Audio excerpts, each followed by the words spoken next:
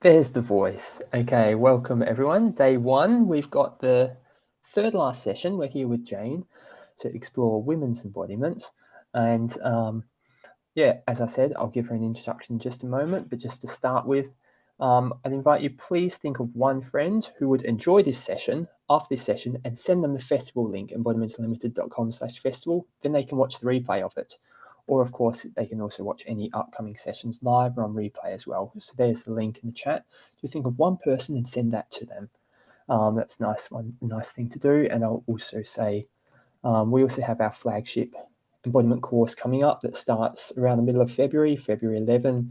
If you're interested in becoming a certified embodiment coach or just want a deep personal growth journey or anything like that, have a look at that page as well. There's lots of bonuses and early bird on now as well. So I'll say a little bit about that at the end if you're interested. Otherwise, you can also check out Jane. I'll post a link to her Instagram in a moment, but she's also at janedancy.com, saying it out loud so people watching can also hear that and type it in themselves because they can't click the links in the chat. In terms of what is coming up, so on the schedule today, we also have Mark right after this session, and he's going to be going over the foundations of embodiment coaching if you're interested in that. Because you're a coach or a yoga teacher or anything like that, or you just want some tools for yourself and self-coach, that's fine. You're welcome there as well. That starts in just under an hour. Later today / early tomorrow morning, depending where you are in the world, there's trauma and self-care with Candice Locke, and a whole heap more coming up over the next 3 days as well. So plenty to look forward to, both live or on replay. And this session, in terms of live, you can ask some questions at the end. So Jane will go for about 30 minutes, then we'll throw over to questions. So without further ado, I'll give Jane a short little introduction here. So Jane is a certified embodiment coach, somatic movement facilitator, yoga teacher, teacher trainer, menopause and female pelvis specialist. She actually did a course on that, and she has 20 years experience in women, supporting them through transitions, thresholds of life, from menarche to menopause and beyond. So she's the founder of the Embodied Female Pelvis course, specializing in guiding women towards holistic pelvic health, well-being, intimacy, and connection. So you'll see a little bit more about what Jane does in this session. Do go across to her website, as I mentioned, janedancy.com. And otherwise, I'll let you take it away, Jane. Anything I missed? No, that's good. That's good. I'm still landing as well, so I don't think I was properly listening, to be truthful, and I will explain why. So actually, also, Steve, if I can share my screen at some point. So I am literally still landing. So I left to where I was coming from to get here back at 3 o'clock, and there was just a huge accident. So I was stuck on a road for a long time, and I've kind of skidded in within sort of 5 to 10 minutes. And I can really feel that in my system, and I'm not going to pretend otherwise. And so that's an invitation for all of you to have that authenticity with yourself. So meeting yourself how you are in this session. So I'm sure you did do a lovely introduction, Steve. So thank you for that. So women's embodiment. I called it women's embodiment because I was slightly reluctant to name it, as it were, because I was kind of formulating what I was going to do. Like Steve said, I do a lot around female health and life stages and what have you, and I'm constantly taking from different areas and bringing it into a mix. And I've realized over this last year that it's almost like a sort of a holistic constellation to look at the feminine experience of life. So first of all, you know, why are we here about embodiment? What's so good about embodiment? And you know, please do put that in the chat for yourself. What draws you to these embodiment events? And you know, for me, I've been thinking about this, and it changes. It changes how I think about embodiment. And one of where I'm at right now is it's about relationship to self, relationship to nature and to community. And this is where the sort of the constellation idea comes into, is that it's not just about me. Because it's never just about me. I'm always in relationship to so much more. And what I'm really passionate about is looking at it through the feminine lens. So looking at it through biopsychosocial, which you might be familiar with that term, biopsychosocial. So bio, physical body, psycho, psychological, the psyche, the social. There's so many layers to the social, the environment, culture, lifestyle. And I've added spiritual, so how we connect to something that's greater than ourselves, and that might be, or you'll all have your own version of that. For for me, it's very much around nature, connection to nature, and recognizing that there is something so much bigger than myself. And I will also add political, because I do believe that if we are in a feminine body, we can't help but it not be, there's a political layer to that, especially when we think about the politics that's going on in United States, for example, around fertility rights and birth rights. Yeah. So these layers of existence that are all interconnected and interdependent, and to give you a context of why I bring this together and where I'm coming from, is that there is a huge medical bias towards female bodies. It was only from what I can gather from my own research, prior to 1993, women were rarely included in clinical trials. So all the research that was prior to that, most of that was on male physiology, but then applied to female physiology. Maybe not so helpful. There's also the fact that we're in the world of embodiment and somatic practices, and a lot of the lineages of those practices are also very white male dominated, and not always that helpful. And not to make something right or wrong. I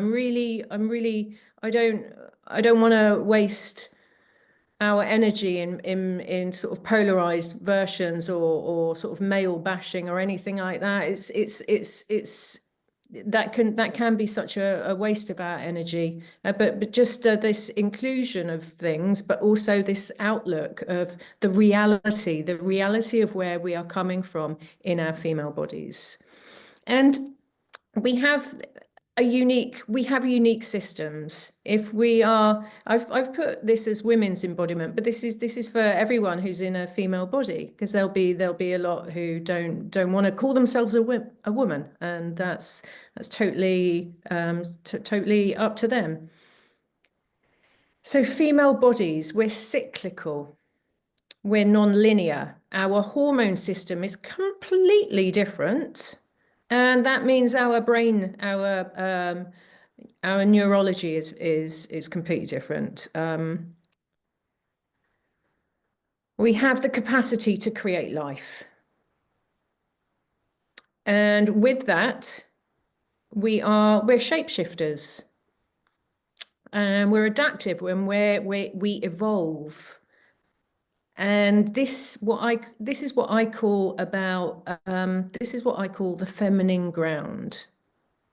Just to remember, always coming back and remembering that we have these unique, exquisite, elaborate systems. And one of the analogies that I use is that we're like a very fine, beautiful Italian sports car system. Yeah, does amazing performance, but needs a certain type of care. And that might land with you, or you might have your own version of that. But we have these sensitive systems because we have the capacity to create life. The reality is that we live in a world that our baseline is masculine,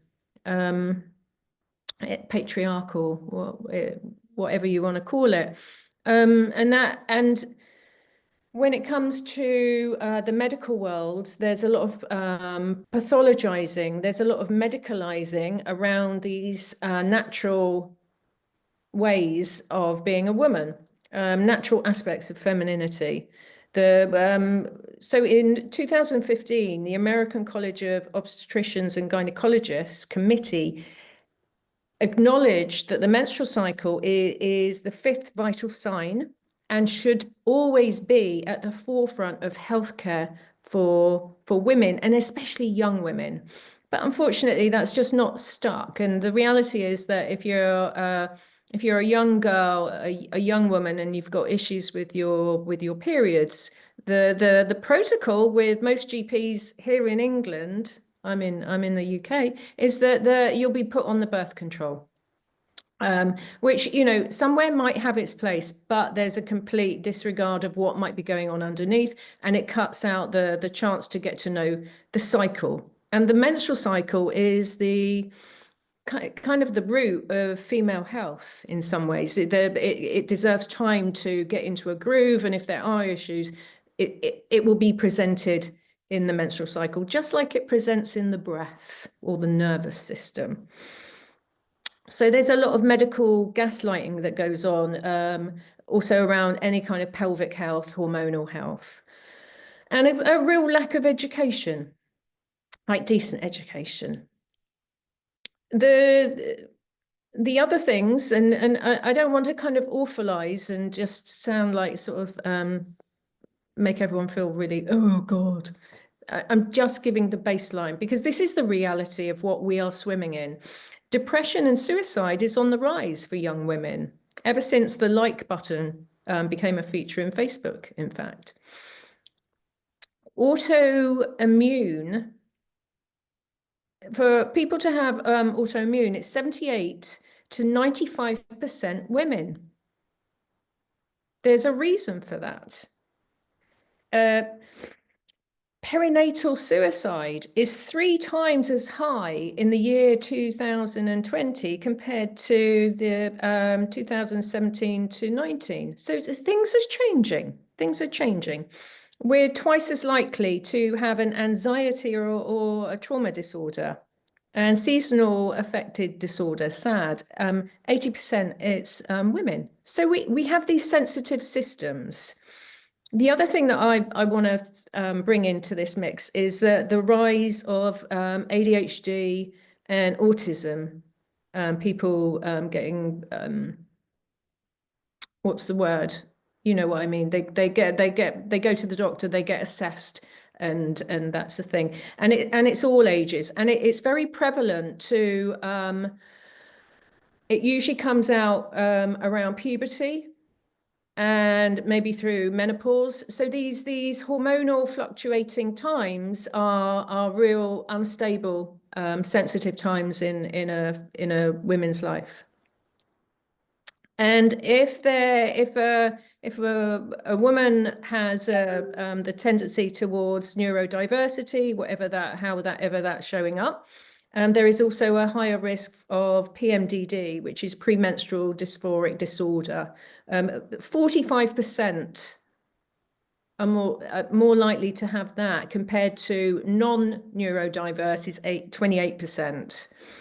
Also postpartum depression, much higher, 57% compared to non-neurodiversity, 14%.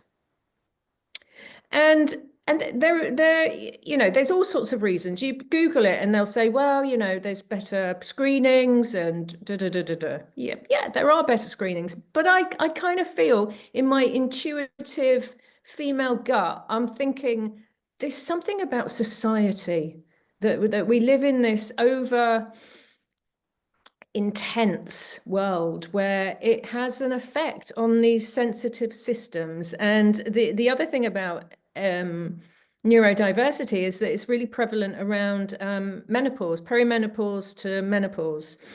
And even like stepping out of that neurodiverse lens is that women seem to be having a much, much harder time in this phase of perimenopause. And then I want to bring in a slide. So, okay, and I'm going to talk, I'll share it in a minute. I want to talk about the female nervous system. So if we're talking about all of this, there is a necessity to think about the nervous system also through the feminine perspective. So we're wired differently, our systems are really different, and it shows up differently through our nervous system. And we were never meant to sort of flatline it. Yeah. And I'm sure most of you have had some kind of nervous system education where there's the sympathetic and the parasympathetic. And there's this like old view, like sympathetic is not so great. And we all want to be in parasympathetic and calm and, chilled out. And it's not like that. It doesn't work like that. And in actual fact, we're cyclical. We ebb and flow just like the moon. And I'm in the UK. Like I said earlier, it's dark, and I'm just gonna acknowledge that it's a full moon tonight, and it's a really, really beautiful moon. So if you get a chance to look out, do. So ebbing and flowing. And with that, I'm just going to take a breath. So I can feel like I'm quite moving forward, a little bit of adrenaline. I want to make sure I get my information to you. But I'm just going to have a moment just to come back to myself. Okay. Our nervous systems run in a different way. And partly that is because it's 85% more estrogenic and oxytocin circuits. And this is actually a superpower of ours.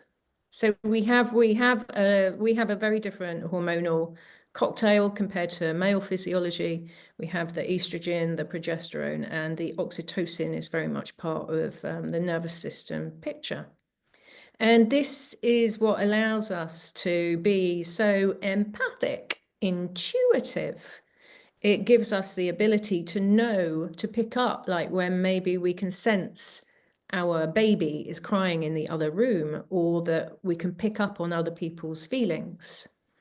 And it gives us great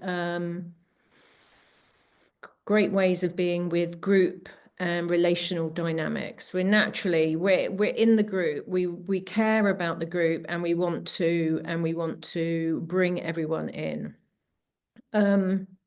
Which there obviously, like everything, there is the not so helpful aspect to that. And I'm just gonna share my screen. And so this is a little visual that I've done. And so we have the sympathetic and the parasympathetic, as we know from basic nervous system. And we also have the ventral vagal and the dorsal vagal, which is part of the parasympathetic. And I've done it so the blue is like when we're kind of in balance and things are going well. And the red is when it's not so balanced, and we are moving more into dysregulation. But I don't like that word regulation so much, because there's a lot about we've got to regulate, and it's how we see what is regulation. Is regulation shutting up and being calm and quiet, nice, not shouting? And if it is, that's not very helpful. I'm a real fan of the sympathetic part of the nervous system. And I really advocate for women to learn a healthy version of aggression. And that is how we set boundaries. The sympathetic nervous system is what wakes us up in the morning. It gives us alertness, drive, focus, and that healthy aggression to be able to set boundaries. When it doesn't go so right and we're overloaded, which a lot of the time we live in a world that is overloaded. So when I say these things, I really encourage you not to make it right or wrong, or to see it as a way of giving yourself a hard time, because this is, remember that we have sensitive systems, and we live in it's a pretty hard world to live in with these systems. So when we go down into the red with sympathetic, we've got fight. So fight, flight. And I like these different other words to think about fight, of like when we're going into arguing or blame, and that can be self-blame or blaming others, irritation, frustration. That can be the start, the sort of the seedlings of moving towards more towards that red zone of sympathetic. And the flight can be avoiding, worrying, the anxiety, the fear, and it can then escalate to panic. So they can start off as one thing and then they can escalate. So it's really useful to see what your tendency is. And so let's go to ventral vagal. So that's the social side of things, of like when I can be out, I can bond with others. I feel like I don't even think about it. I just naturally belong. I feel good in my space where I am. And it allows me to comfortably make contact and communicate with others. When my system is overloaded, and that, the overload can be dehydration, haven't eaten enough, insomnia, lots of stuff going on, Christmas holidays, all sorts of things. So what happens with the ventral vagal is that we get fitting in and fawning. And these are very particular to the feminine experience. So fitting in is, I don't belong. I'm like trying to fit in with my group.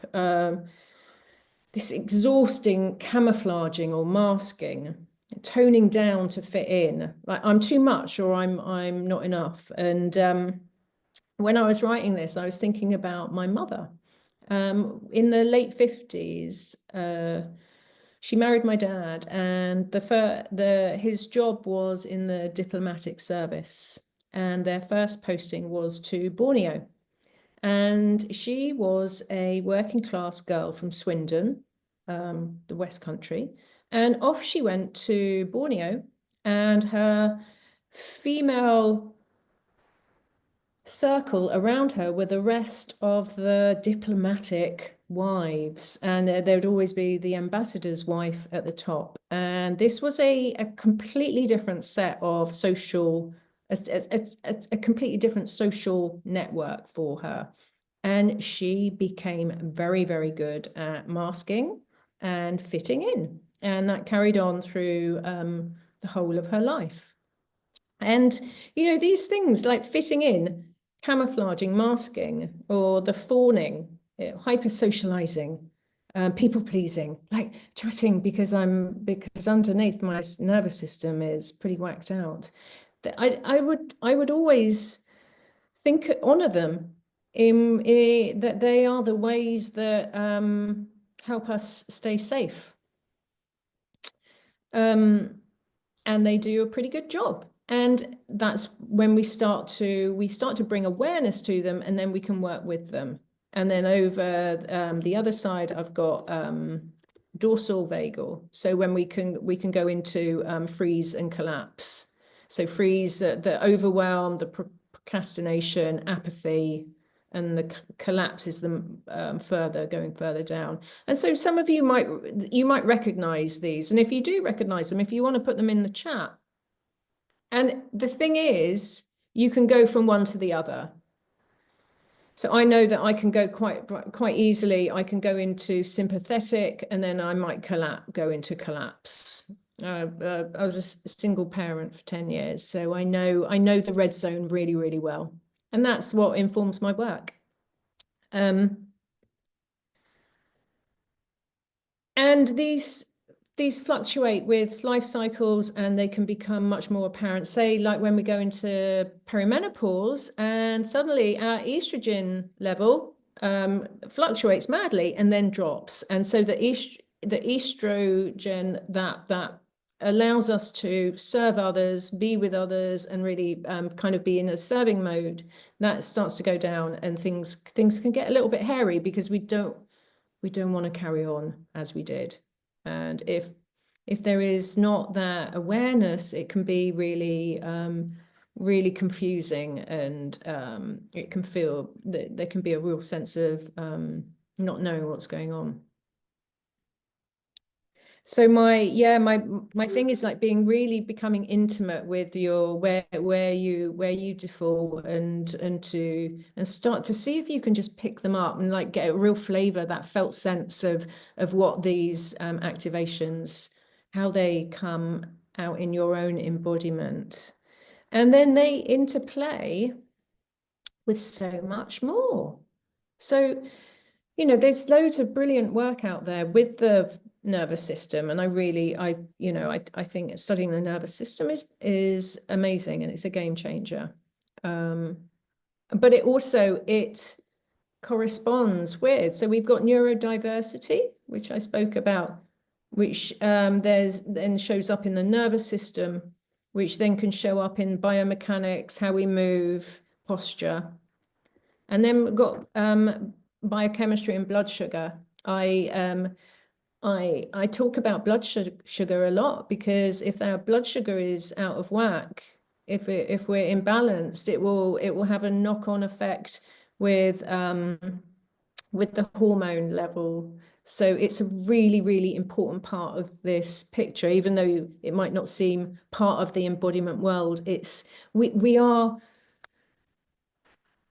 so many different systems that we're like the mycelium, the tree roots, and every one of these parts of our experience, neurodiversity, nervous system, our physical body, hormones, blood sugar, it all interplays, and one influences the other. So we might go round one way, we might go round the other, and they all cross over. So we're this is why I like the word constellation.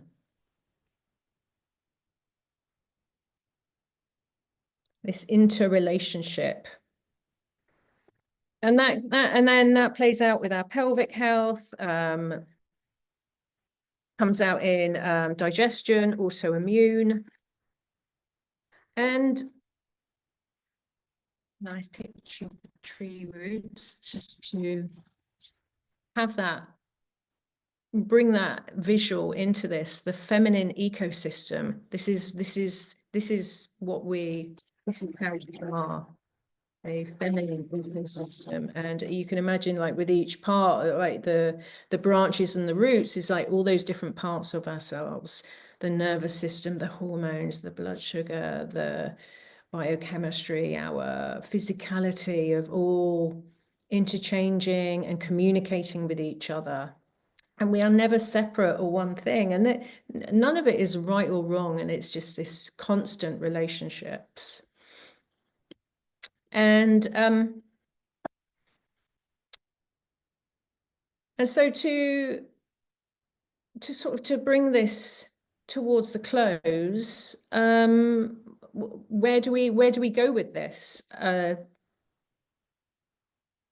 so the way that I work with these things, this is how I work with individual clients and with groups. And the way, my starting point is always self-awareness, interoception, and proprioception. So interoception, becoming really familiar with the internal signalings within the body. Proprioception, where my body is in space. Constantly coming back to that, and that there is a need to go slowly with that, and to map our own bodies. and to reintegrate all those parts of ourselves. So maybe there are parts of your body that are slightly in exile. Like, what parts of your body do you deem okay, and what parts are not okay or unknown? I do a lot of work with the female pelvis, because that's very much can be a place of shadow, of not knowing. So reintegration. But curiosity, loads and loads, buckets of curiosity, and as much self-compassion that you can bring to it. And that could be a big piece of the work. Like, how do I bring compassion towards myself with this? And the other aspect is to work towards connection. Right? A lot of what I've been talking about is connection, and but for true connection, there is we've got to work towards letting go of comparison and that unhealthy competition. I think competition, there is an element of competition that's healthy, but there is another part to it that is really unhealthy. When we're doing it kind of, it's sort of self-bashing and comparison. So just noticing when you go into comparison. It's like one of my intentions going ahead into this new year is to just gently bring awareness when I might be going into both of those. Because again, as females, we're kind of wired a little bit towards that. And so just normalizing that, and then finding ways to let go of those and to come into more sort of collaboration, cooperation, and connection. And that starts with ourselves first, like with our own bodies, and then extending out to others, to nature, relationships. And so perhaps here, bringing one hand to your heart and another hand down to your belly. It could be your belly, or it could be to your womb space, or where your womb might have been if you don't have one. And this is one of the ways that we can create connection. And I might stay there for a bit, and then I might move over towards my liver, my spleen, my lungs, maybe coming round and giving my kidneys a little bit of care.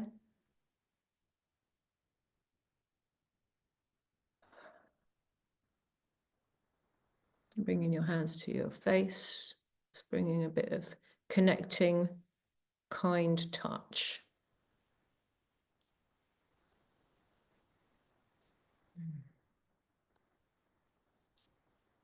And I think I'm about to run out of time, aren't I, Steve? Something cycles. I don't know. So yeah, I do have to bring it to an end. So I really invite you to explore these ways of being through your movement. And cyclical, spirally movement is what our female bodies really appreciate. So maybe a little wiggle as we come to the end, a spirally wiggle.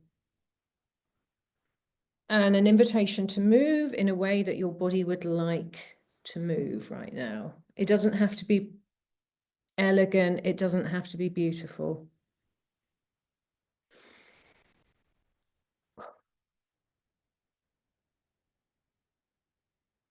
And sometimes what we have to do before we can reconnect to ourselves is sometimes we have to really move through a whole of the stress cycle as well. So sometimes there's a need to move a lot more and shake before we can settle as well. And on that note, I'm going to hand back over to Steve. Thank you very much, Jane. I'll come back to you if you want to stick around until 45 past, if there's any questions that pop up in the chat. So I'll throw back to Jane, just make a couple of announcements first. First up, think of someone who would have enjoyed this session by Jane, who would like to watch the replay and get emailed it on Friday, 3 days to access from Friday over the weekend, and send them this link, embodimentunlimited.com/festival, so they can be sent that. I'll also share the schedule in a moment to see what else is coming up. But one other thing I can share as well is our flagship coach certification course, which Jane Wood certified through Embodiment Unlimited as well, all those years ago, like a few of us here. So I think it's a half decent course, or more than that if you don't get my sarcasm. So yeah, do check that out as well. We'll speak more about it. You can ask questions about that later as well. It's a 6 month course, which at the end you'll be a confident, safe, confident embodiment coach. So that's Keck, embodimentunlimited.com/Keck. And just a little preview of what's coming up before I sort of throw back to Jane. If there's any questions in the chat, feel free in the chat as well to say things you laughed or whatever to Jane as well, just so she can see that. I'm not doing screen sharing options, I'm screen sharing itself. So here we go. So in terms of what's coming up, if you want to see the foundations of embodiment coaching, like your, say, interest in Keck or something, you can catch Mark in just over 20 minutes. Later tonight, we have trauma and self-care with Candice Locke, and plenty more coming up over the following days, with all sorts of stuff, whether you want to discover 4 elements of your personality or whether you want to get some free embodiment coaching on something. There's a few sessions of that coming up, and plenty more as well. If you are a female and want to explore that further, sessions on that. If you're German, want something in German, there we go. So anyway, and then our final day is the top 3 coaching tools countdown. So if you want to see our most effective tools and have a preview to what may be shared on Keck, for example, then you can see that there. There's a full schedule on this Keck page as well if you're curious about what the course involves. So yeah, I think that's about it for me. As I mentioned as well, janedancy.com or Jane Dancy Somatic Coach on Instagram to connect with her. Otherwise, I'll throw back any questions in the chat or anything else you want to add, Jane. No, that's good. If anyone's got questions. There is a lovely question that a few people liked and resonated with and wanted to ask. This participant says, I always hear about healthy anger, but what does it mean or actually look like? Yeah, brilliant question.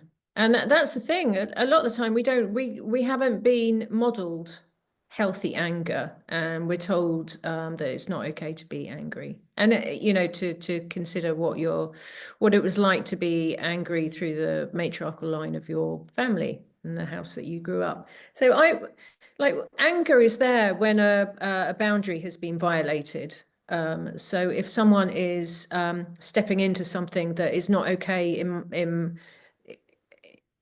then there needs to be a boundary set, and that has to be said quite outright. If someone's I automatically think of if someone's trying to harm someone beloved to me, or I do it like if I'm taking my dog for a walk and another dog comes up and starts hassling him, I shout and I stamp. But in order for me to do that, I have to practice it. I have to practice with being okay with shouting and not losing myself in it, not going into a sympathetic reaction to it, like so it's becoming aware of that. So any kind of things, like any actions that you can do, like really good one. Shouting in the car. And so you can then titrate that for yourself so it doesn't go, so your anger doesn't explode or get suppressed.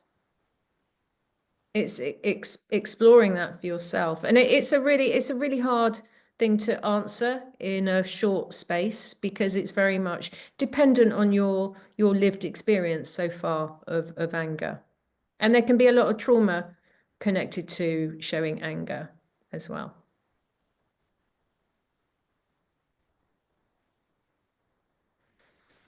And so I see someone's put so expressing it but not against anyone else. Well, maybe you might need to if someone's like, if I was out in the street and someone started hassling my daughter, yeah, I'd shout at them. But that's an easy one for me to connect to because I go into mother lioness protecting. So there will always be an occasion when that is needed. A lot of the time the anger goes inward. It's like that thing of like daggers out or daggers in, which is a sort of not a healthy version of anger. If that's helpful. Huge subject. Very interesting. And like one thing is to think about people that you know or characters where you can witness a healthy version of anger. Like maybe there was, like from your school days, like a school teacher who could show anger where it was appropriate and it wasn't harmful, but it was needed.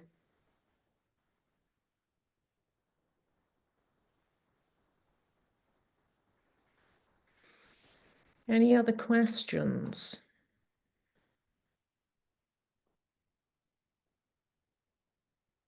Did any of you notice what where you go to with your nervous system, like that fawning, appeasing? Sometimes when things don't feel comfortable, we move closer.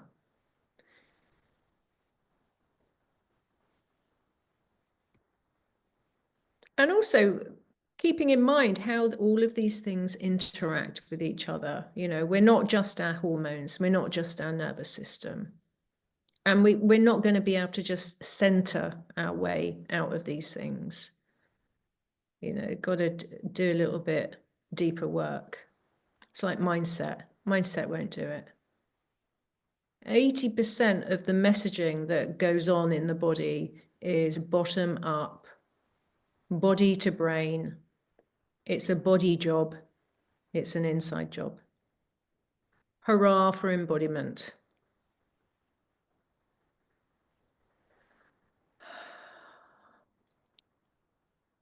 So maybe if you want to put in the chat what you're left with, like maybe one thing that you want to take away from this.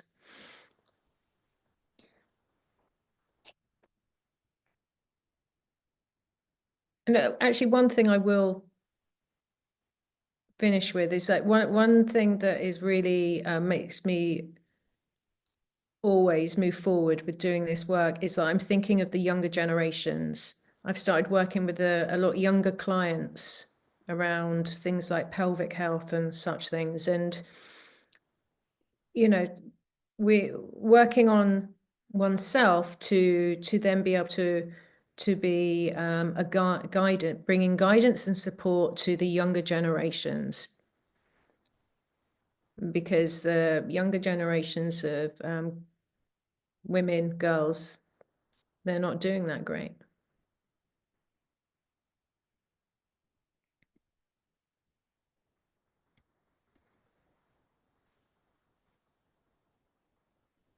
I'm just reading the chat. Yes, so someone said, interesting how many things that are considered normal for men are pathologized for women. Yeah. Yeah. And so many normal things for women, like menstrual cycle and hormonal fluctuations, are pathologized for women.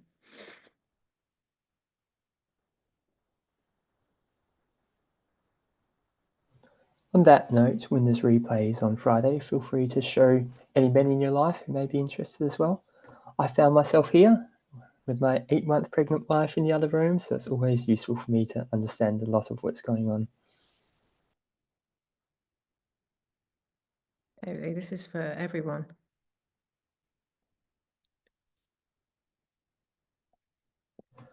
All right, I think we've hit a natural conclusion there. May have been a bit stressful at the start, Jane, but handled it very, very nicely. So thank you very much for being here as usual. And yeah, everyone here, check out Jane's stuff, janedancy.com, and invite friends to the replays and stuff so they can check it out and all that good stuff. So thank you. If there's any closing sentence you want, Jane, otherwise I'll allow people to unmute and say goodbye, thank you, or whatever else in their first language. No, I think I've said everything. Just stay with that relationship, cultivating the relationship to oneself. Boom.